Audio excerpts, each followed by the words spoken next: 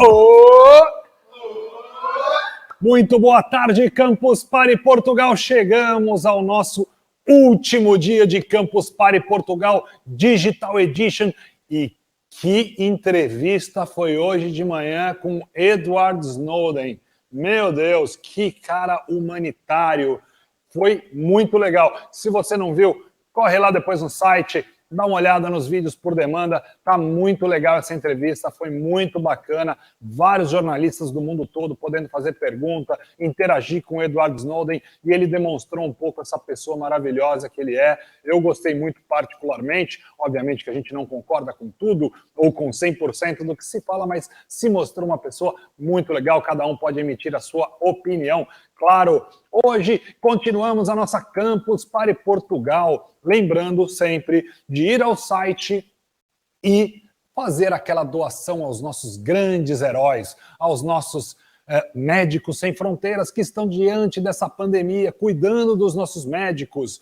Vai lá, faz a sua doação diretamente no site deles. A gente tem também o Call for Ideas. Como você tem uma ideia para a gente fazer o Reboot the World? Como nós podemos recomeçar o mundo? E também temos o Job Factory. Se você está procurando uma recolocação no mercado, vai lá no Job Factory. Temos muitas vagas. A OutSystem colocou várias vagas lá. Tem muitas possibilidades de emprego. E hoje em dia, com essa pandemia, está mais do que provado que você não precisa estar fisicamente no escritório, você pode trabalhar de casa, ainda mais nós do mundo dev, nós podemos codar de casa, é ou não é, pessoal? E agora vamos falar um pouco dos conteúdos, o que a gente vai entrar por aí. Agora a gente tem o Marcelo Vitor, engenheiro de dados, que vai estar aí. O Rui Barbosa está voltando, o Rui ontem já falou sobre OutSystem, algumas metodologias, tem um pessoal aí que ficou com umas dúvidas, vai poder esclarecer as dúvidas aí no Perguntas e Respostas com o Rui. A minha querida e lindíssima Patrícia Furtado, minha querida que cuida dos oceanos todo, vai estar no palco Green Deal com muita novidade, muita coisa legal para falar sobre sustentabilidade. E o Edson Ataíde, um dos maiores publicitários do mundo, de Portugal, do Brasil. Enfim, tem muito conteúdo para todos os gostos. Fiquem ligados com a gente nos palcos, que agora eu estou indo lá fazer umas perguntas que eu tenho para o Rui aí sobre programação. Valeu, pessoal. Vejo vocês daqui a pouco. Oi, gente. Não sei se entrou. Entrou! Que alegria, acabei de ver a apresentação do Tunico, cheio de alegria. Obrigada, Tunico.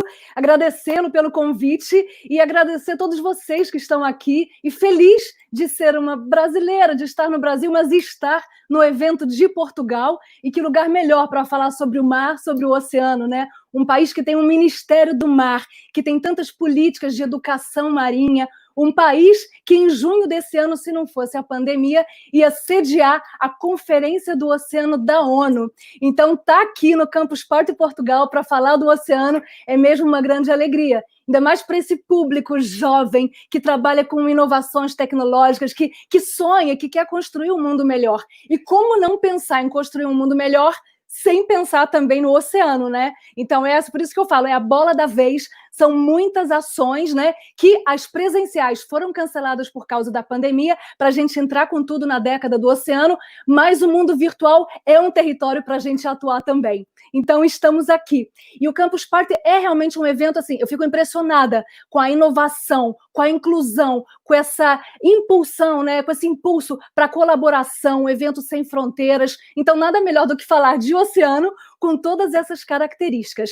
Bom, e o Tonico já me provocou, né, a sustentabilidade. O que é isso, né? Essa palavra que se você não usa na apresentação de qualquer projeto, você praticamente está no politicamente incorreto, né? O que é isso? A palavra sustentabilidade, para começar. O que quer dizer sustentar? Etimologicamente, essa palavra vem dessa ideia do defender, favorecer, cuidar e preservar. Mas ela começa a ser utilizada, o sustentabilidade, a partir de 1972, na conferência, e deixa eu botar meu cronômetro, na conferência de meio ambiente que aconteceu em Estocolmo. E foi a partir dali que, devagarzinho, ela foi entrando no vocabulário de uma série de ações, não só promovidas pelos órgãos ligados à ONU, mas por vários outros setores principalmente no começo ligados ao ambiente, até que isso entrou também, claro, no universo social e econômico, né? A sustentabilidade, ela se baseia nesse tripé do econômico, do social e do ambiental. Aí teve a Eco 92 no Rio de Janeiro, a Conferência do Meio Ambiente e Desenvolvimento, e a palavra entrou mais pesado ainda.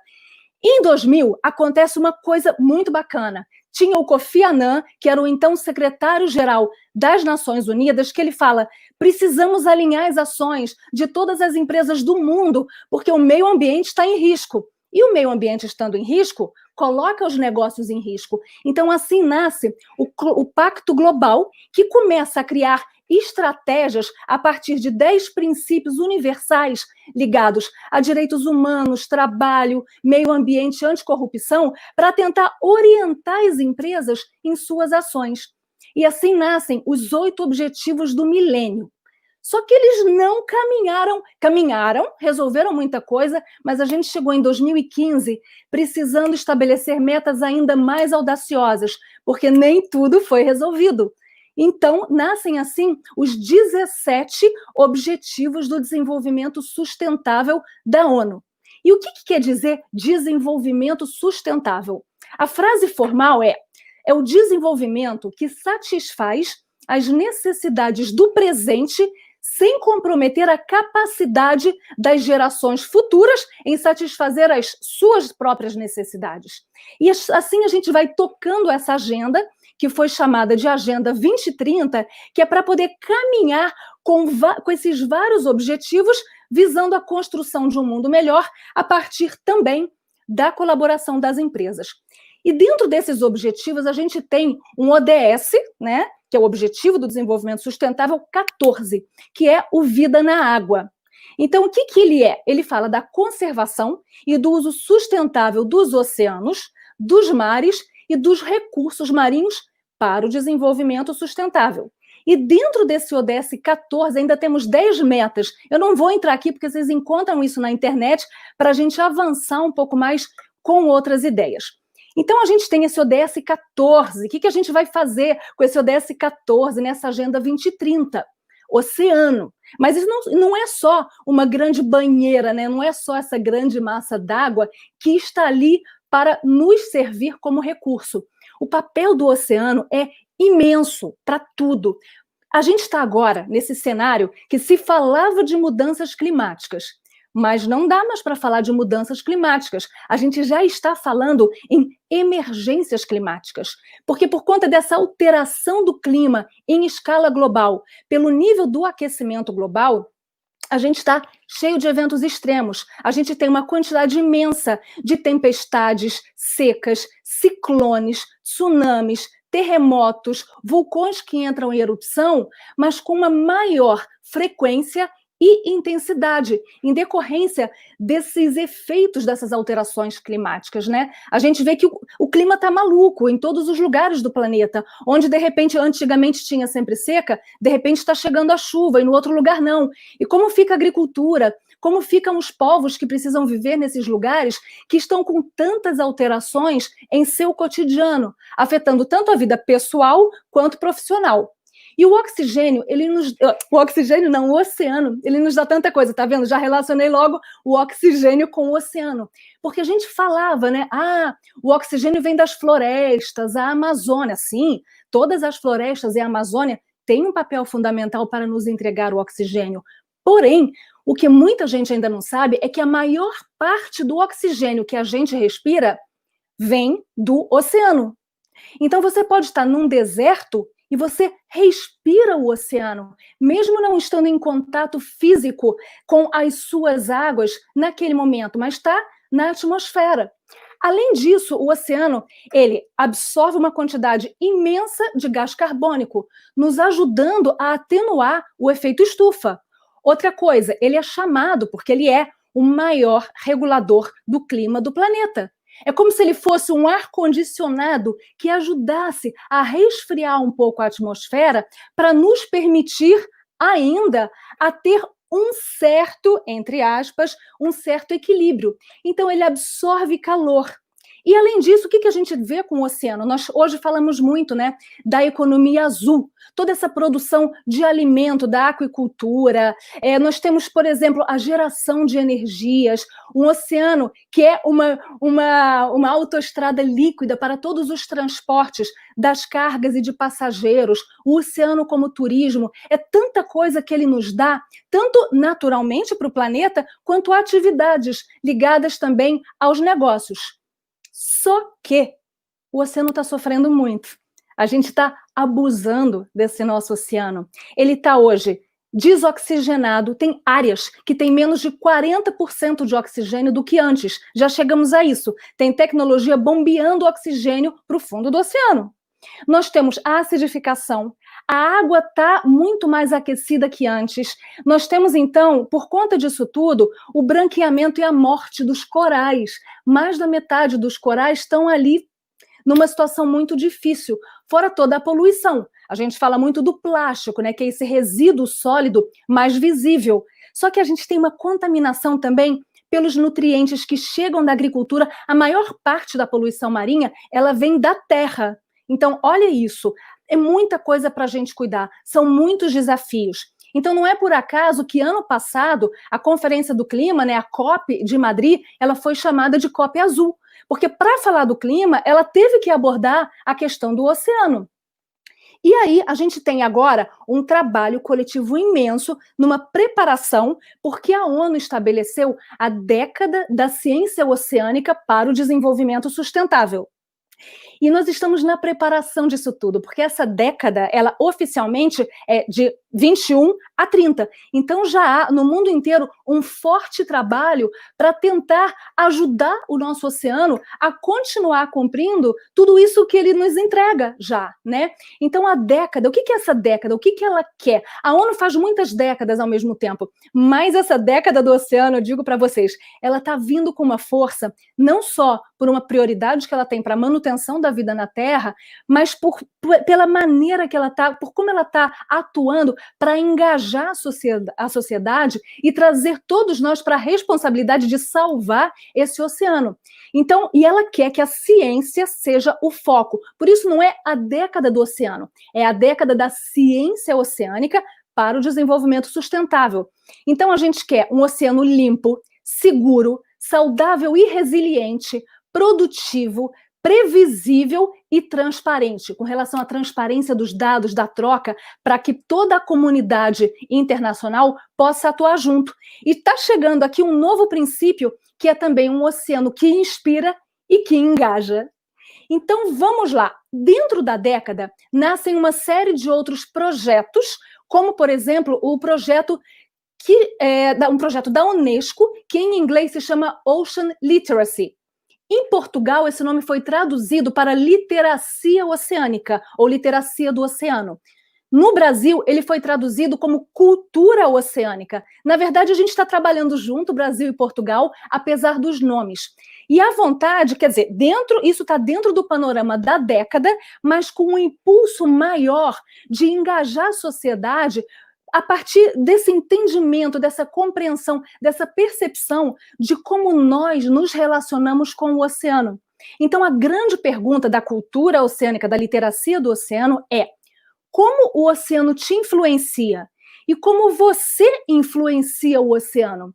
Então, a partir daqui, a gente tem que ver como, a partir das nossas atitudes cotidianas, da nossa vida pessoal, ou através dos nossos trabalhos, a gente pode avançar com essa agenda toda ligada a ODS 14, a década e a própria cultura oceânica, que traz também e impulsiona muito uma educação não só formal, mas também não formal, impulsiona a agregação dos artistas para lutarem por esse oceano, trabalha muito com hábitos, costumes, com as várias tradições do mundo. Os povos originários estão envolvidos aqui, a tradição de comunidades de pescadores, tudo isso é muito importante, né?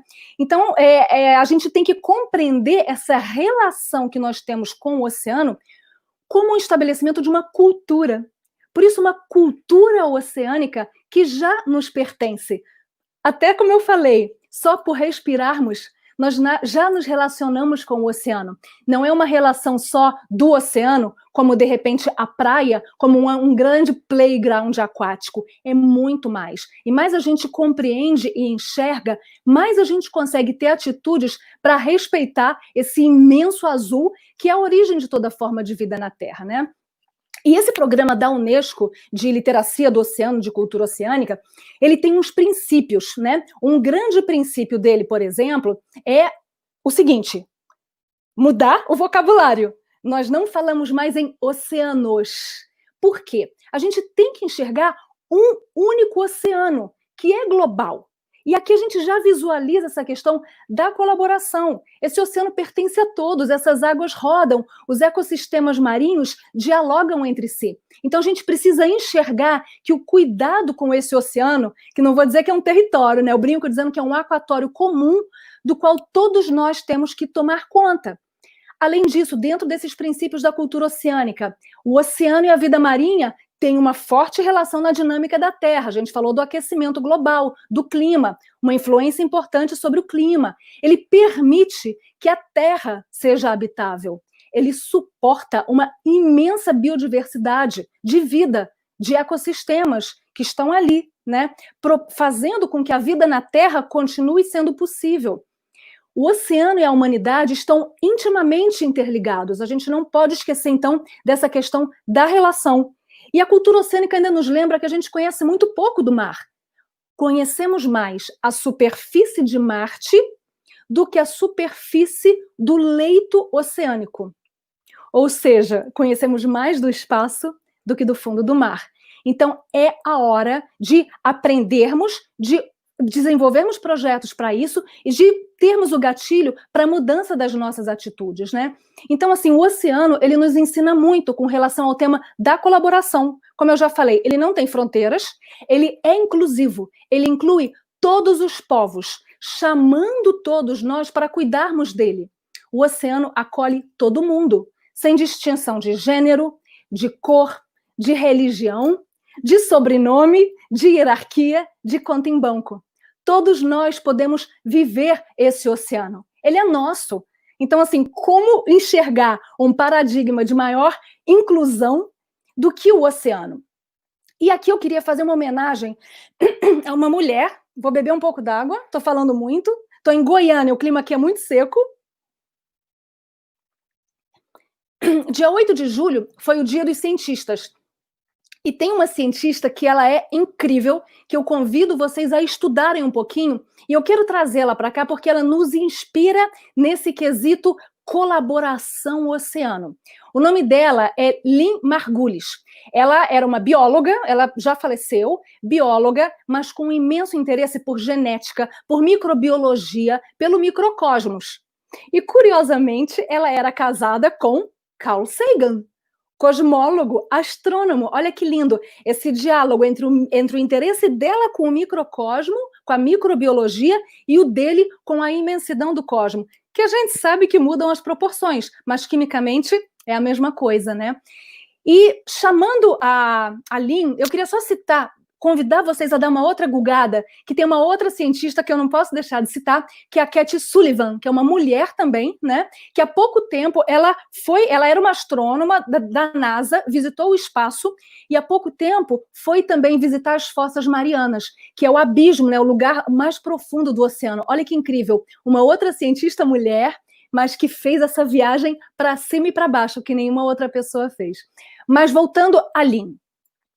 As palavras que mais caracterizam a vida da Lynn Sullivan são colaboração, cooperação, simbiose, interconexão, interdependência. São palavras oceânicas e são as palavras que apontam o caminho de como a gente tem que viver, ainda mais agora, depois da pandemia, pensando na construção desse mundo. E ela tinha uma característica, pensando nela, a gente pensa logo assim, bactérias, micróbios. Ela era apaixonada por esse micro-universo, por essa microbiologia, né? E ela fala, as bactérias, que a gente acaba pensando sempre uma coisa ruim porque causa doença, mas a gente só está aqui porque as bactérias são os nossos verdadeiros ancestrais. Elas começaram a gerar a vida mais ou menos uns 4 bilhões de anos atrás. O que nós somos hoje é uma variação pluricelular de todos esses organismos que, ao longo desses séculos todos, se desenvolveram a partir das bactérias. E a Lynn tinha uma grande pergunta na pesquisa dela, que era: como é que a bactéria, que era uma célula sem um núcleo, se desenvolveu para daí chegar numa célula com um núcleo que fosse permitindo, a partir da mitose e da complexidade de vida que foi crescendo a partir daí, como é que permitiu essa vida na Terra? Qual foi o gatilho entre a bactéria e a célula com o núcleo? E isso pegou ela, assim, a vida inteira para essa pesquisa, né? Até a formação dos organismos complexos. E ela parte das cianobactérias, que nasceram no mar, que habitam até hoje todos os ambientes aquáticos, que pode ser o oceano, pode ser o das águas doces também, e desses ambientes úmidos que cobrem a superfície terrestre. E falando das cianobactérias, elas foram chamadas também, como elas cobriam toda a superfície da Terra antes do desenvolvimento das plantas, das árvores e tudo, elas eram chamadas pela Lynn o tecido do corpo de Gaia, o tecido de Gaia do planeta Terra, como um tapete que cobre toda essa crosta terrestre. E foram as cianobactérias, também chamadas de algas verde-azuis, mesmo não sendo algas, mas ciano, por conta do azul, essa cor verde azulada, elas foram os organismos que começaram a lançar oxigênio na atmosfera, que era uma atmosfera anaeróbia, não tinha oxigênio. Então, isso também foi permitindo a formação dessa atmosfera, que foi contribuindo para o desenvolvimento de todos os organismos, né? E a grande palavra, principalmente da Lynn, era a simbiose. Ela via a simbiose das bactérias, que são altamente colaborativas, como o motor, o grande motor da evolução. E ela era tão inspirada por isso tudo que a vida dela era coerente com o que ela enxergava na natureza. Ela não era uma cientista de ficar fechada num laboratório com a sua pesquisa.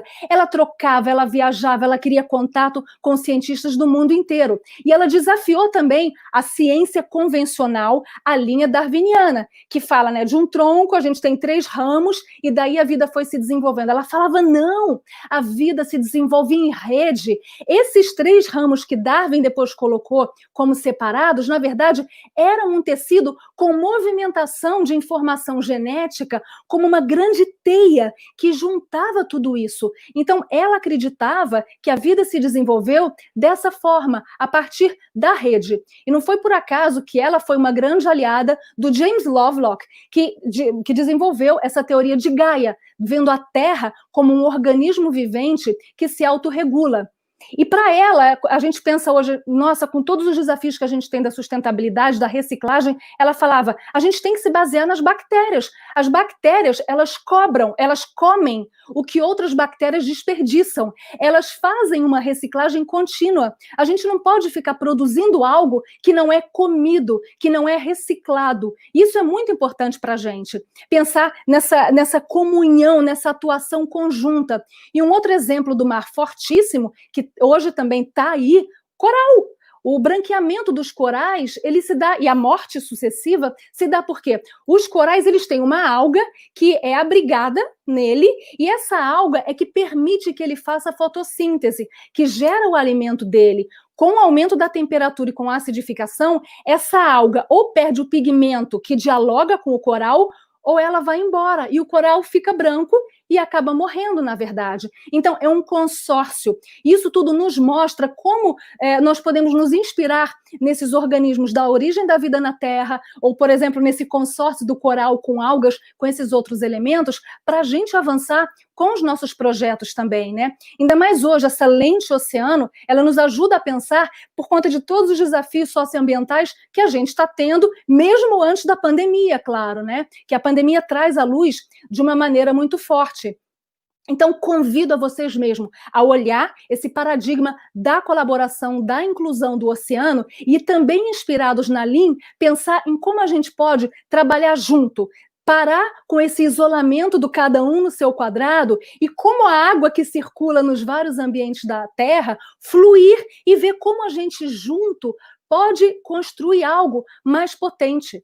E o oceano, ele está ameaçado, ele precisa da gente. A pandemia é um chamado, porque ela, atingindo a comunidade global, ela também nos convida e nos intima a atuarmos juntos para poder reconstruir a nossa saúde, porque a nossa saúde está ligada à saúde do planeta. E se a gente não fizer nada para o oceano, daqui a 10, 20 anos, esgotou, os ecossistemas marinhos colapsam. Então eu queria fechar agora com uma mensagem que é, de um lado, convidar vocês a se inspirarem nesse grande oceano colaborativo, simbiótico, interligado, interconectado e interdependente, mas ao mesmo tempo lançar um chamado.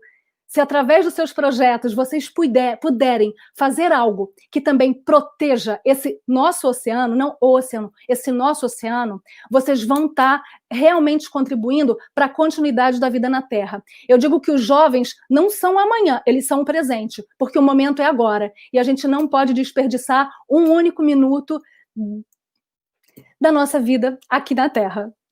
Acho que é isso, 20 minutos, e vou olhar as perguntas. Tunico falou, Patrícia, olha as perguntas.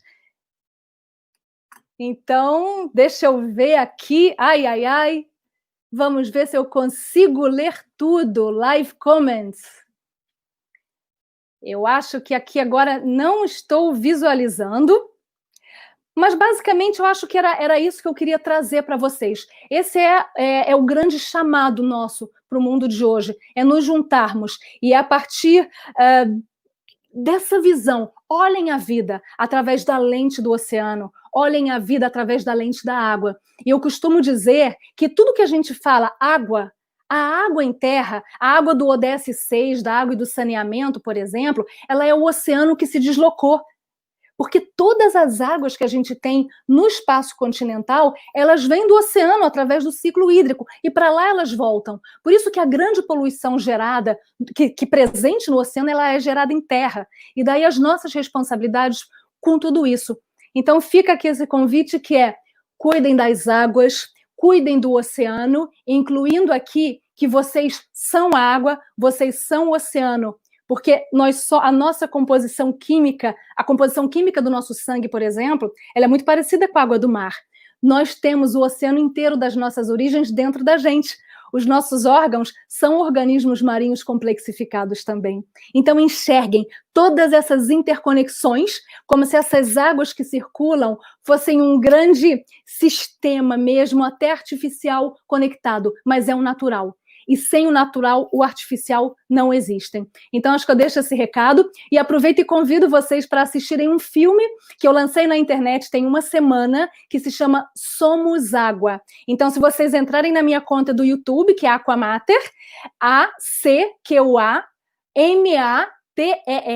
e colocarem Somos Água, vocês vão ver esse filme, que é um trabalho que eu faço com crianças no interior do Brasil para despertar o amor delas pelas águas. Muito obrigada, bom trabalho e boas palestras, que são muitas palestras maravilhosas que vocês ainda têm para seguir hoje.